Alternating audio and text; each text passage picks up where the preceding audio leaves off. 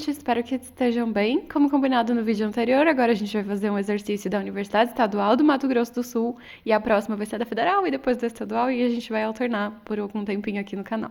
Então, hoje a gente vai resolver juntos a questão 37 da prova da UEMS de 2022.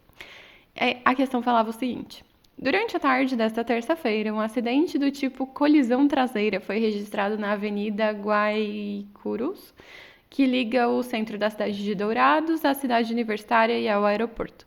Conforme o relato de um dos motoristas, o que colidiu, aí vem a fala dele. Eu estava acima da velocidade permitida da via e trafegava a 126 km por hora. Já vou anotar essa informação, velocidade inicial 126 km por hora. Quando avistei o veículo à frente, o qual estava parado na via com pane elétrica, a aproximadamente 200 metros. Então, tinha uma distância entre eles de 200 metros que ele poderia percorrer. Então, a gente pode chamar isso de um ΔS. Aí ele diz: pisei no freio nesse mesmo instante, mas não consegui parar e aconteceu a batida. A perícia concluiu que a velocidade na hora da colisão era de 54 km por hora. Então, ele diminuiu bem a velocidade, porém não o suficiente. Aí a gente tem uma velocidade final, então, de 54 km por hora. A gente já bate o olho ali e percebe que as coisas não estão na mesma unidade de medida, mas calma, vamos ver o que a gente precisa fazer para daí analisar se a gente precisa mudar a unidade de medida ou não. Continuando aqui, e a gente está lendo que a perícia concluiu, né? Então, concluiu que a velocidade era 54 km por hora e ainda anotou os seguintes dados: coeficiente de restituição E igual a zero, a gente já pode anotar isso, quantidade de movimento conservada, energia cinética dissipada ao máximo, massa do veículo que colidiu 1.400 kg, massa do condutor 100 kg. Analisando as informações, o perito chegará à conclusão de que a colisão foi de que tipo. E o trabalho, em módulo, realizado pelos freios do veículo que colidiu até atingir o veículo na traseira equivale em joules, respectivamente a... Então, respiremos aqui, né? Muita calma nessa hora. Eu parei de notar ali no coeficiente de restituição para a gente analisar certinho tudo que a gente vai precisar. O coeficiente de restituição, para quem não lembra, é aquele Ezinho que diz pra gente a razão entre a velocidade de afastamento e a velocidade de aproximação. Então, a velocidade de afastamento e a velocidade de aproximação tem a ver com colisões, o que de fato está acontecendo nesse exercício. A velocidade de aproximação é a velocidade com que os dois se aproximavam inicialmente. Nesse caso, a velocidade de aproximação seria os 54 ali antes de ele bater, né? Tudo bem que a velocidade de aproximação dele estava variando, mas enfim. Ele estava se aproximando do outro carro que estava parado, então o outro tinha velocidade zero, então a velocidade de aproximação era a própria velocidade do cara que estava vindo, que está falando aí. E a velocidade de afastamento é a velocidade que eles estariam um carro do outro depois da colisão. Nesse caso, como ele fala aqui, o coeficiente de restituição é zero e a energia cinética foi dissipada ao máximo, significa o quê? Significa que depois da batida, os dois continuaram juntos, eles se moviam juntos, caso eles tenham se movido ou eles só pararam ali no lugar. Então, o que aconteceu? Um carro estava parado, o outro estava vindo. Ele veio, bateu e eles grudaram. Tipo, ficou um preso no outro. Grudaram não literalmente, né? Tipo, não tinha um chiclete grudando eles ali. Mas de alguma maneira eles ficaram presos um no outro. Então, isso é uma parte importante. O coeficiente de restituição, sozinho, já fala pra gente que tipo de colisão é essa. Caso ele tivesse o valor 1, que seria o caso de a velocidade de aproximação e de afastamento serem iguais, a gente teria uma colisão perfeitamente elástica, o que não é o caso. Então, a gente já pode eliminar o perfeitamente elástico. E parcialmente quer dizer que não é perfeitamente elástico e também não é o outro extremo. Então, seria um coeficiente de restituição valendo 0, alguma coisa. Que também não é o caso. Nosso coeficiente de restituição, ele já deixou bem claro no enunciado que vale 0. Então, de cara, a gente já sabe que tipo de colisão está acontecendo aqui. É uma colisão inelástica. Aquela famosa colisão bate-gruda, a gente costuma chamar. Então, só com isso a gente já consegue eliminar 3 alternativas. A gente fica em dúvida da B e da D.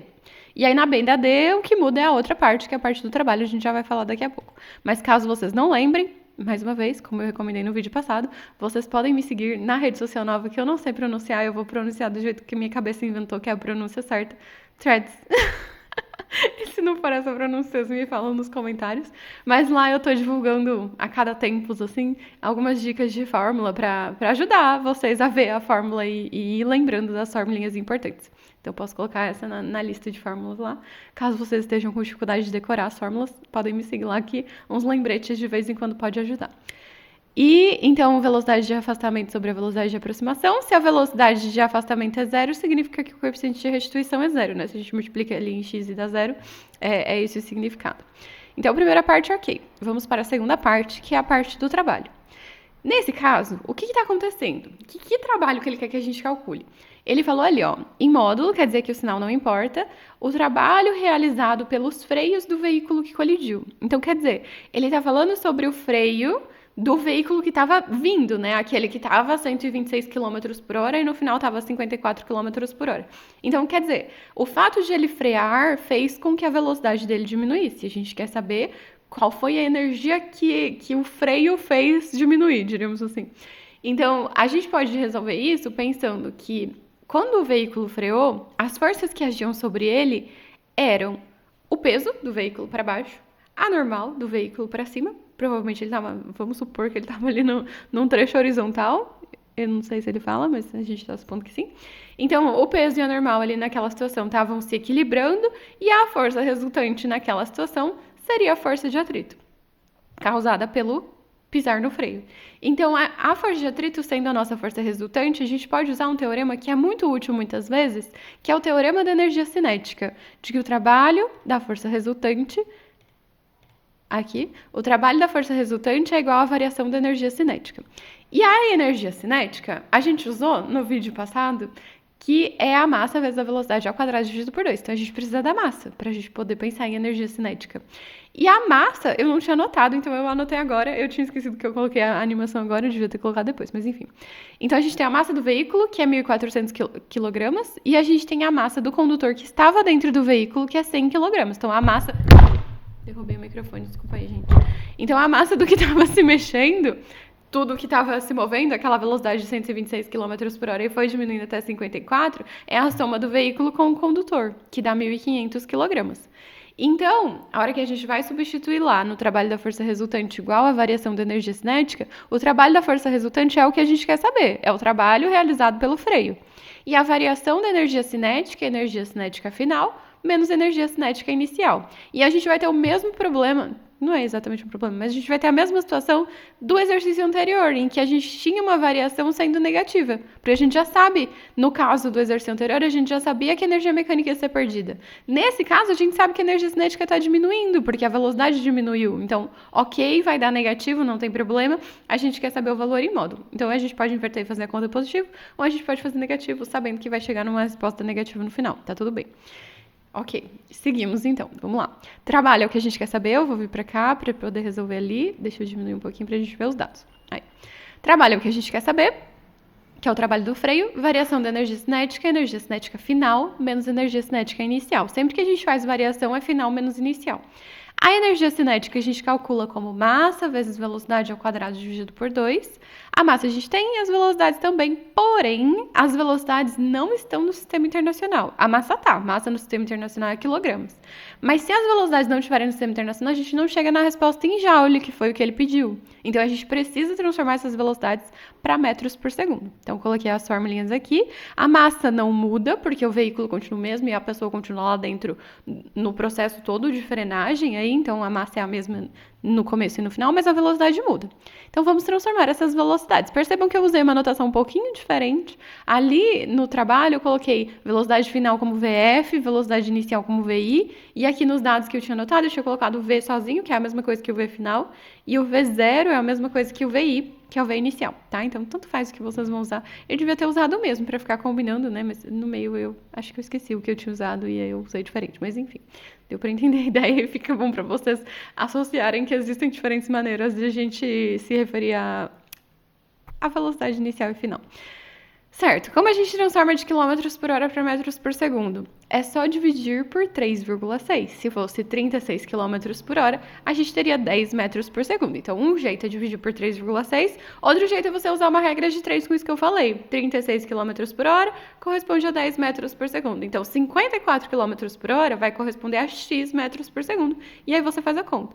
Ou, no caso do 126, 36 km por hora, 10 metros por segundo. 126 km por hora, y metros por segundo. E aí você transforma com regra de 3, caso você goste mais.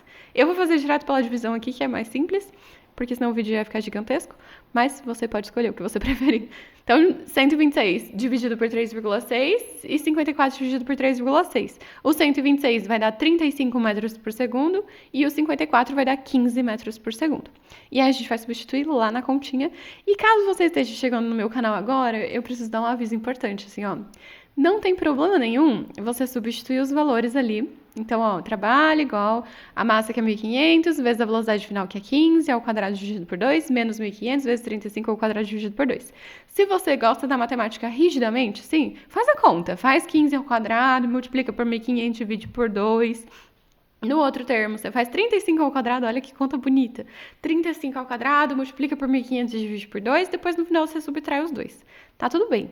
Mas se você tá chegando no canal agora, saiba que eu não curto fazer conta desse jeito, porque na física a gente não faz muita conta. E quando a gente faz conta, assim, na faculdade de física, a gente usa calculadora. Então, eu não gosto de fazer conta, é simples assim.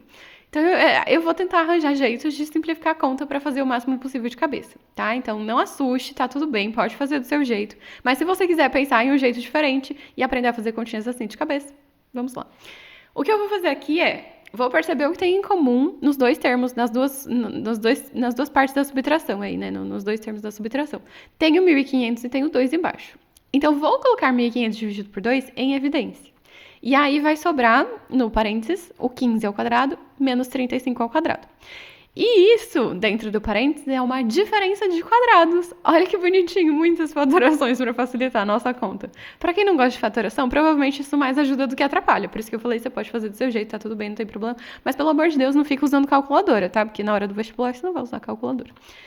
Vamos lá, diferença de quadrados, como a gente fatora? É o primeiro mais o segundo vezes o primeiro menos o segundo. O que é isso? Então, eu vou copiar o 1.500 dividido por 2. Se você quiser já fazer a conta, pode fazer, dá 750. E aí, a hora que eu for fazer o primeiro e o segundo, o primeiro é o 15 e o segundo é o 35. Então, vai ficar 750, que estava fora, vezes, na parte da fatoração, 15 mais 35, num parênteses, vezes no outro parênteses, 15 menos 35. Certo?